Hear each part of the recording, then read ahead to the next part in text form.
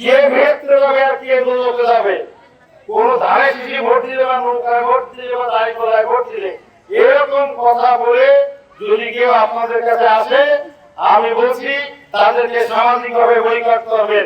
তাদের কোনো মার্কায় ভোট দিলে টিকিট, এই কথা বলা মানে ইসলামকে অবমাননা করা।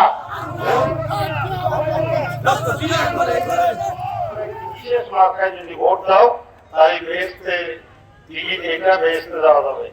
এই বিষয়ে আল্লাহ নবী উনার জীবদ্দশায় উনি 10 জনকে বেহেশতের টিকিট বেহেশতি হিসেবে ঘোষণা করে গেছেন। 10 জনকে, তাদেরকে আশারে মুফাসসির বলা হয়। তার মানে দুনিয়ায় থাকতে উনি 10 জনকে বলে গেছে যে তারা বেহেশতবাসী। পরবর্তীকালে আমি এই প্রশ্নে আরো কিছু লেখাপড়া করলাম, কিছু ঘাটাঘাটি করলাম, গুগলে সার্চ দিলাম। তা পরবর্তীকালে উনি যেমন মা ফাতেমা রাদিয়াল্লাহু আনহা, মা খাদিজা, ওই 10 জনের মধ্যে এদের নাম নেই, বা বিভিন্ন যুদ্ধে যারা ইসলামের পক্ষে ব্যাপক ভূমিকা রাখছে এদেরকে কিছু কিছু লোক করে বলে গেছে।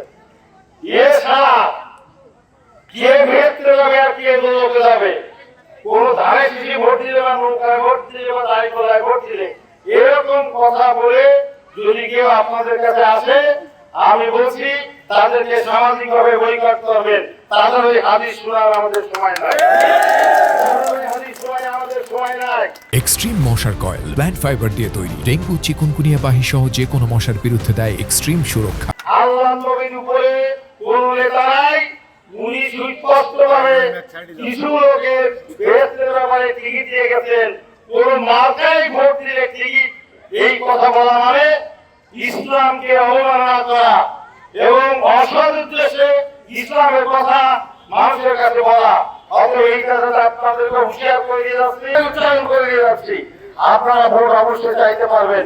আপনার এখানে আমাদের বক্তব্য হল সরকার যে দলকে নির্বাচন করতে হুকুম দিবেন বা সার্টিফাই করবেন, তারা সবাই তাদের দলীয় ম্যানিফেস্টো বলে ভোট চাইতে পারবেন।